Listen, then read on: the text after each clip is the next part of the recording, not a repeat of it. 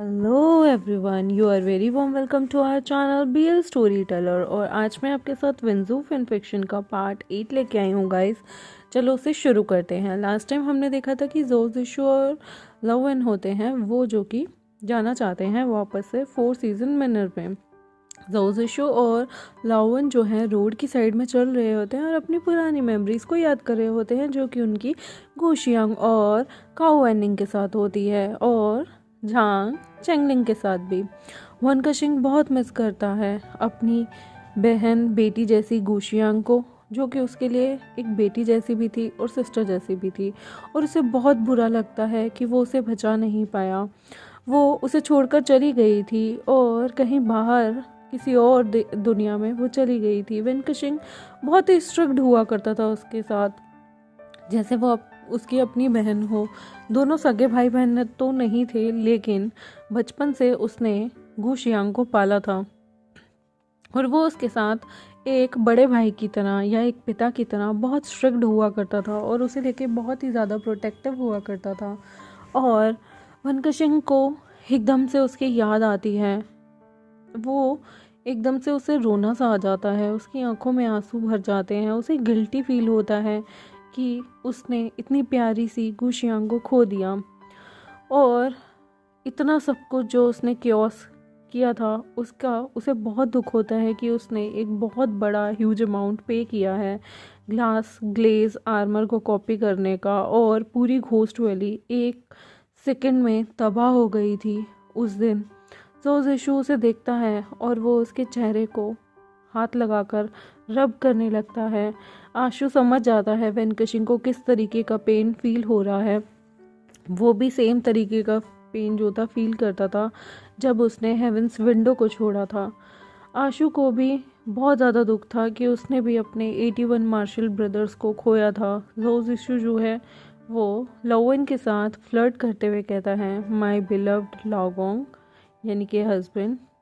वनकशिंग भी आंखें उठाते हुए एक प्यारी सी स्माइल देते हुए कहता है यस लाओपो, मतलब कि यस वाइफ। तब जो जिशु जो है एकदम से उसका गला चौक हो जाता है। लवन जो है उससे फ्लर्ट करते हुए रिप्लाई देता है कि मुझे भूख लग रही है, मुझे घर जाना है और कुछ खाना है, वरना तो मैं भूख से मर ही जाऊंगा। वो दोनों के दोनों 4 सीजन मैनर के लिए निकल पड़ते हैं। तो उस इशू जो है वो डोर पे नॉक करता है, नॉक नॉक ऐसे आवाज़ आती है। तब उसमें से एक जो एक्स घूस वैली का बंदा होता है वो गोट डोर को ओपन करता है और एकदम से चिल्ला पड़ता है चीफ मास्टर, और उसे बो करने लगता है। सिर हिलाकर नमस्कार करता है, उनका वेलकम करता है। वेनकशिंग जो है वो भी अपने हाथ को हिलाकर उसे डिसमिस कर देता है और जोजिशु के साथ अंदर एंटर होता है।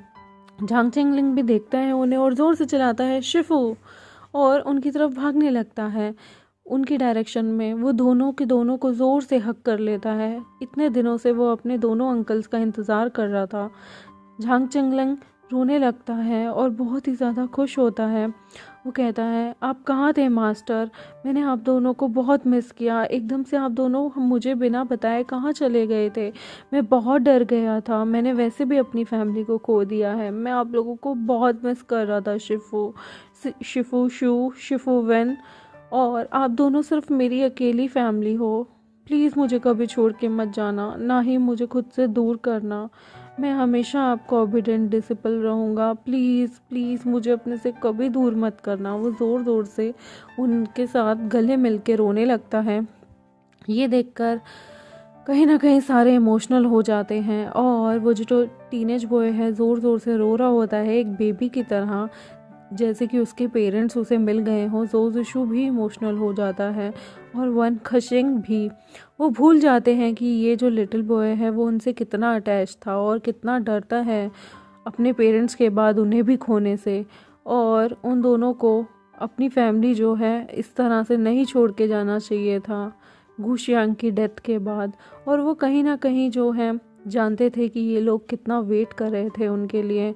वो सारे के सारे अपने आंसू पोंछते हैं और बहुत इमोशनल हो जाते हैं। ये भाई भी ये दूर से सब देखते हैं वो सुनते हैं चंगलिंग ने उन्हें क्या कहा। उन्हें बहुत गिल्टी और बहुत इमोशनल वो फील करते हैं। ये भाई जो है वो अपने इमोशन को स्थिर रखते हुए अपने आप को फिर से काम करते हैं। आराम से वो काम होके जो इशू जो है वो भी, उन्हें भी घर की बहुत ज़्यादा याद आ रही होती है। वो भी कहीं ना कहीं जहान चंगलिंग से बहुत ज़्यादा इमोशनली अटैच हो गए थे, क्योंकि उन्हें ये बच्चा बिल्कुल अपने बच्चे की तरह लगने लगा था। सडनली चंगलिंग जो है जोस इशू को देखता है जो कि बुरी तरह से लंगड़ा के चल रहा होता है और उन दोनों अंकल की नेक पे निशान थे। और वो एकदम से पूछता है, शिफू आप दोनों ने किसी से लड़ाई की है क्या? यहाँ आते हुए आपके एकदम से इतने सारे निशान और आपके लिप्स भी इतने ज़्यादा सूजे हुए हैं और आप ऐसे लंगड़ा के क्यों चल रहे हैं? क्या किसी ने आपको हर्ट कर दिया? शिफू आपको क्या हो गया? आप एकदम से ढंग से क्यों नहीं चल पा रहे? आपको कहाँ दर्द हो रहा है? सबका जो है मुंह खुला का खुला रह जाता है। तो शिशु और वेंकशिंग की बॉडी तो एकदम जैसे जम ही गई हो उसकी इन वर्ड से। झंग चिंगलिंग तो इनोसेंट क्वेश्चन पूछ रहा था, लेकिन वो दोनों के दोनों बुरी तरह से ब्लश करने लगते हैं और अवॉइड करते हैं सबका गेज की के सारे उन्हें घूर के देख रहे होते हैं। तभी के तभी एक आवाज़ आती है वेंकशिंग की, जो कि एमी बड़बड़ाने लगता है और ब्लिंक करता है अपनी आँखों को, यानी कि आँख मारता है आशु की तरफ और कहता है, चंगलिंग हमने यहाँ आते हुए एक पागल पांडा से लड़ाई की थी और उसने हम पे अटैक कर दिया था, बट मैंने उसे टॉप कर दिया और नॉकआउट कर दिया था मैंने अपने 2 मुक्कों से, और मैंने उसे 2 मिनट के अंदर अंदर बेहोश कर दिया। डोंट वरी, अब हम सेफ हैं। तो आप समझ सकते हैं ना कि वो डबल मीनिंग बातें कैसे कर रहा था और जो शिशु को आँख मार रहा था, क्योंकि उसने अपनी हिकिस यानी कि लव बाइट्स के लिए एक स्टोरी बना दी थी। तब ये भाई कहता है ज़ोर से, क्या बकवास है ये, इस बच्चे को इतना बिगाड़ो मत, और वो भी अपनी इस तरह की शेमफुल हरकतों से, और ये क्या सिखा रहे हो तुम दोनों के दोनों से। वेंकशिंग जो है उसे घूर के देखने लगता है, क्योंकि ये भाई को गुस्सा इसलिए आता है क्योंकि वेंकशिंग ने जो था वो जोस इशू को कहीं ना कहीं टॉप कर लिया था, यानी कि इस स्टोरी में जोस इशू बॉटम है और वेंकशिंग टॉप है। ये देखिए ये भाई को कहीं ना कहीं बहुत गुस्सा आता है। वेंकशिंग भी गुस्से में चिल्ला के बोलता है, ओल्ड मॉन्स्टर। और तभी के तभी चंगलिंग कहता है, मेरे शिफूस बेस्ट हैं इस पूरी दुनिया में, और वो ज़ोर से बोलता है और दोनों को अंदर लेके जाना चाहता है। वो दोनों की बाजू पकड़ता है और 4 सीजन मैनर में ले जाता है। तो शिशु ज़ोर से बोलता है, मुझे भूख लग रही है, क्या हम एक ग्लास वाइन पी सकते हैं और थोड़ा सा खाना खा सकते हैं? जोंजिशु को अपने सेंसेस में वापस आता देख और बॉडी में वापस आता देख उसे बहुत अच्छा लगता है। वो सबसे मिलता है, सबको बो करता है और लंच टेबल की तरफ चल पड़ता है। ये एक परफेक्ट फैमिली का टाइम होता है जो कि वो लोग बिता रहे होते हैं। ये एक परफेक्ट फैमिली टाइमिंग था गाइस। तब वो सारे के सारे पहले टेबल को ज्वाइन कर पाते अदर्स के साथ। वेनकशिंग और जोस इशू जो है वो बो करते हैं जिंग बे युआन को और द वू को। गाओ शाओ लाइन भी वहाँ पर होती है और वो भी चंगलिंग के मास्टर्स को वो करती है। वो बहुत खुश होती है उन दोनों को देखने के बाद, क्योंकि फाइनली वो दोनों के दोनों जो हैं 4 सीजन मैनर में वापस आ गए थे और उसे कहीं ना कहीं बहुत खुशी हो रही थी चंगलिंग के लिए। द वू और जिन बे युआन भी जो है नोटिस करते हैं लव मार्क्स उन दोनों की बॉडी पे। जोजिशु भी लंगड़ा के चल रहा होता है एक न्यूली मैरिड ब्राइड की तरह, और उन दोनों के चेहरे पे एक मिस्टीरियस सी स्माइल होती है। वो कहीं ना कहीं समझ जाते हैं कि वेनकशिंग जो है वो जोजिशु को क्लेम कर चुका है। श्यामिन भी, जो कि घोस्ट वैली की वर्सेटाइल घोस्ट होती है और एक्सपायर होती है वेनकशिंग की, वो उन्हें बो करती है और एक स्माइल के साथ। वो बहुत खुश होती है अपने मास्टर को देख के कि उसने अपना रियल सोलमेट पा लिया है इस दुनिया का, और वो कहीं ना कहीं बहुत खुश होती है कि उसका मास्टर एकदम ठीक है, लेकिन वो कुछ भी किसी के सामने नहीं बोलती। वो भी जो है वो जोस इशू की इंजरीज़ को देखता है और उससे पूछता है कि वो ठीक है। ये भाई भी शॉक्ड होता है कि वैन केशिंग ने कैसे मैनेज किया ज़ोउ ज़िशु को सेव करना, और वैन केशिंग इतना एबल था कि वो ज़ोउ ज़िशु को सेव कर पाए और नहीं, और वो कैसे पॉसिबल है कि ज़ोउ ज़िशु को सेव करने के बाद वैन केशिंग भी जिंदा हो गया, क्योंकि उसने तो खुद को सेक्रीफाइस करना था। वो कैसे इस क्योर को सेक्रीफाइस मतलब सक्सेसफुली ढूंढ पाए। इतने सारे क्वेश्चन उसके मन में चल रहा था। तब ज़ोउ ज़िशु एक एक करके उन लोगों को सब बताता है कि कैसे वैन केशिंग ने खुद को गिव अप कर दिया था ज़ोउ ज़िशु को क्योर करने में, और ज़ोउ ज़िशु ने उसे कैसे बचाया। और वो सोल रिकॉलिंग प्रोसेस की सारी स्टोरी तो नहीं बताते, क्योंकि ये सब रिवील करना एक तरह से डेंजरस हो सकता था वर्ल्ड को, क्योंकि ये एक सेक्रेड मेथड था। लेकिन वो थोड़ा बहुत ही बताते हैं, क्योंकि उन्हें डर था कि पीपल जो हैं वो आने वाले टाइम में जब उनके लव्ड वंस मर जाएंगे तो ये सब का मिसयूज़ कर सकते हैं, और ये वो सब मिसयूज़ डेमन और सैटन के लिए भी कर सकते हैं। तो वो जो है बहुत केयरफुली सबको जो है चीज़ें बताते हैं, और ज़ोउ ज़िशु जो है वैन केशिंग के हैंड को पकड़े रखता है जब वो ये सारी चीज़ें बता रहा होता है। ज़ोउ ज़िशु जो है तब एक स्टेटमेंट देता है जो सबको स्टन कर जाती है। वो कहता है, शिफू ये भाई ब्रदर जिनबे युआन, आई वांट मैरी वैन केशिंग, मैं वैन केशिंग से शादी करना चाहता हूँ, और मैं उसे अपना हस्बैंड मानता हूँ, और मैं उसे अपना हस्बैंड जितनी जल्दी हो सके उतना बनाना चाहता हूँ, और ये शादी मैं 4 सीज़न मैनर में करना चाहता हूँ। मैं चाहता हूँ इस शादी का आप सारे के सारे जो हैं मेंबर पार्ट बने और हमें ब्लेस्ड करें अपनी ब्लेसिंग्स के साथ। मैं चाहता हूँ कि हम जल्दी से ये चीज़ें अरेंज करें ताकि हम चंगलिंग को भी अपना बेटा मान लें और उसे अडॉप्ट कर लें, और फिर उसके बाद उसकी ज़िंदगी भर देखभाल करें। चंगलिंग ये सुन के बहुत खुश होता है कि ज़ोउ ज़िशु ने उसे जो कहा, और वो कहीं ना कहीं एक्साइटेड टोन में कहता है, क्या मैं आपको फादर बुला सकता हूँ। वैन केशिंग सिर हिलाकर उसे टीज करता है, हाँ हाँ तुम मुझे फादर बुला सकते हो, बट आशु जो है तुम्हारी मदर की तरह है, क्योंकि वो मेरी वाइफ है। तो ये जो है ये सुनते ही सबके जो है जॉ ड्रॉप हो जाते हैं, गिर जाते हैं, मुंह खुला रह जाता है, और ये भाई जो है ना घूर के देखने लगता है, शेमलेस घोस्ट ऐसे बोलता है वो वैन केशिंग को देखकर, और वैन केशिंग भी रिप्लाई में बोलते हैं, हाँ ओल्ड मॉन्स्टर। और वो सारे के सारे लंच टेबल की तरफ चलने लगते हैं। शामिन और गाओ शाओलियान सबको खाना सर्व करते हैं। चंगलिंग भी सबको खाना सर्व कर रहा होता है, और वो अपने मास्टर के शोल्डर यानी कि वैन केशिंग के शोल्डर की तरफ ऐसे क्लिंग होकर यानी कि उसके शोल्डर को पकड़कर उस पर क्रुक होकर रहता है। वो सारे के सारे अपना मील एंजॉय करते हैं और वाइन के ग्लास उठा लेते हैं। एज अ मैरिड कपल वो चीयर्स करते हैं और वो डिसाइड करते हैं कि वो अपकमिंग जो वीकेंड एंड होगा उस पर शादी कर लेंगे।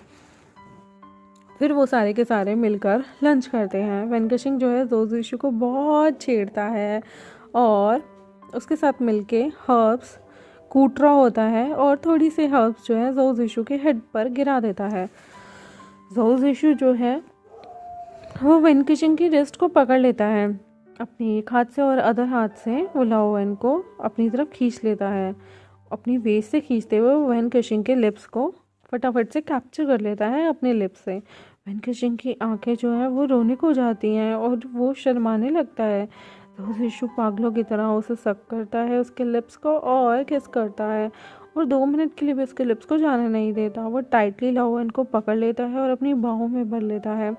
उसे जमकर किस कर रहा होता है, स्मूच कर रहा होता है। वैन केशिंग जो है खुद को अपने पास से खींचकर निकालने की कोशिश करता है, क्योंकि वहाँ पर श्यामन और चंगलिंग भी थे, और वो दोनों के दोनों उन दोनों की शेमफुल एक्ट का जो है वो एविडेंट होते हैं, क्योंकि उन्होंने अपनी आंखों से उन दोनों को किस करते हुए देखा था। ज़ोउ ज़िशु जो है वो अपनी ग्रिप को लूज़ कर देता है। वैन केशिंग भी सक्सेसफुली खुद को उसकी ग्रिप से निकाल कर वो ब्लश करने लगता है। सारे के सारे उस सिचुएशन को इग्नोर करना ही बेहतर मानते हैं। हमारा वैन केशिंग तो भागता 4 सीज़न मैनर के गेट पे जाता है। उसे नहीं पता होता वो कैसे रिएक्ट करे, क्योंकि आशु जो है वो दिन पर दिन शेमलेस होता जा रहा था, और वनकशिंग ने कभी नहीं सोचा था कि वो इतना बड़ा फ्लर्ट था और आज की डेट में ज़ाओ ज़िशु फ्लर्ट होता जा रहा है।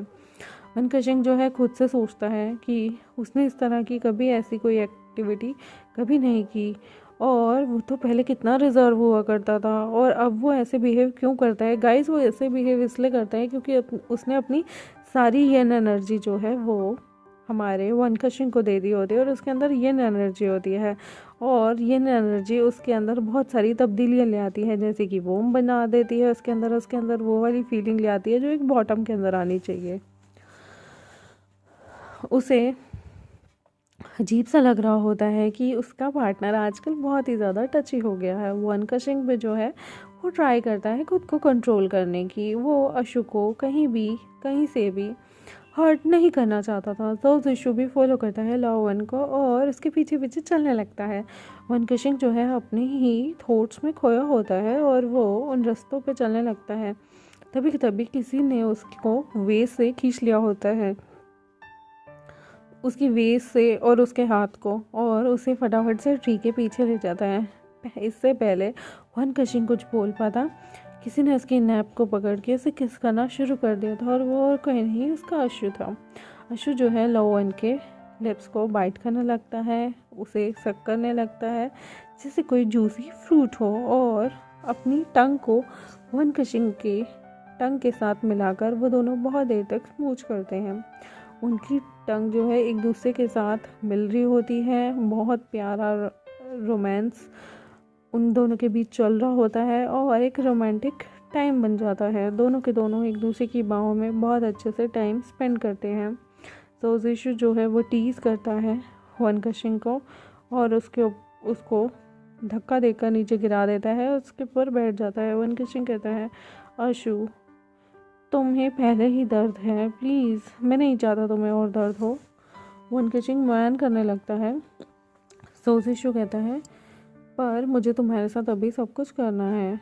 मैं तुम्हारा हूँ और मुझे पता है तुम मुझे हर्ट नहीं करोगे क्योंकि मैं तुम्हें बिलोंग करता हूँ, मेरे हस्बैंड। और ये सब बोल के वो उसे ज़ोर से किस करने लगता है। वनकशिंग आशु को ग्राउंड पे फिर से पुश करता है और स्विच कर देते हैं अपनी पोजीशन को। वनकशिंग इस वक्त टॉप पे था और ज़िशु उसके नीचे था।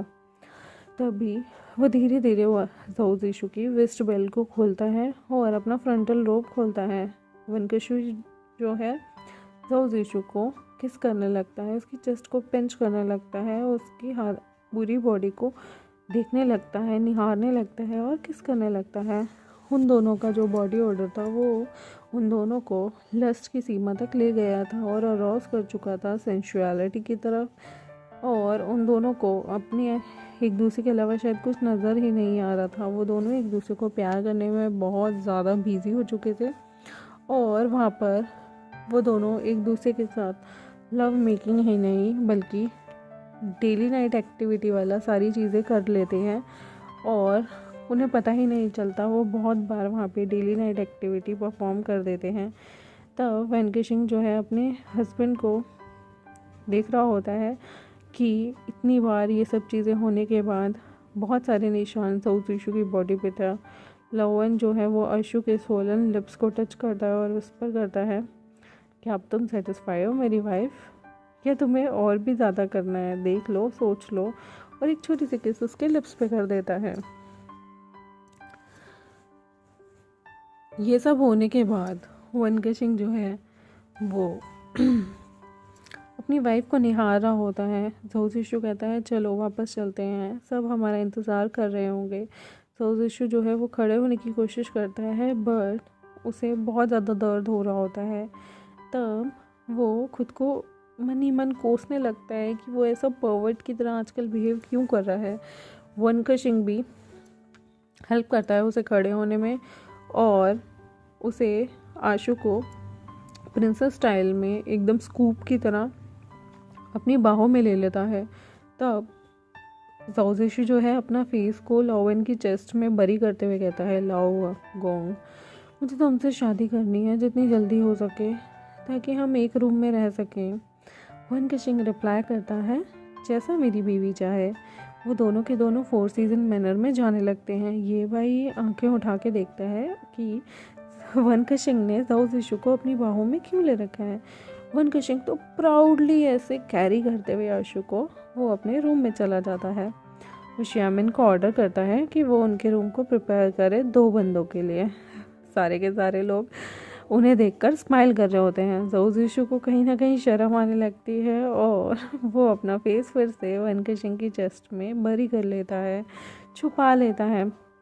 वन कशिंग उसे बेड पे रखता है और कहता है please take rest ज़ोऊ ज़िशु।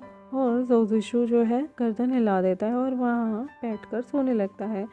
One Cushing जो है श्यामिन से बातें करता है करंट अफेयर्स के बारे में और वो उसे बताती है कि स्कॉर्पियन किंग ने मैरिज कर ली है लियू चिनचाओ से और वो की स्टेट भी जाने लगे हैं कुछ सस्पिशियस रीज़न की वजह से। वन कशिंग जो है वो कहीं ना कहीं इन्वेस्ट करता है अदर ट्रूप को ताकि घोस्ट वैली पीपल जो है वो सेफली रह सके। मैं अपने चैप्टर को यहीं ख़त्म करती हूँ। आई होप आपको ये चैप्टर अच्छा लगा होगा तो मेरे चैनल को सब्सक्राइब करें, वीडियोस को लाइक करें और अपने दोस्तों के साथ शेयर कर दें। Thank you very much, bye bye.